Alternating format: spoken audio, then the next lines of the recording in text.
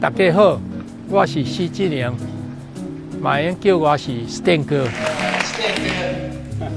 Stan 嫂。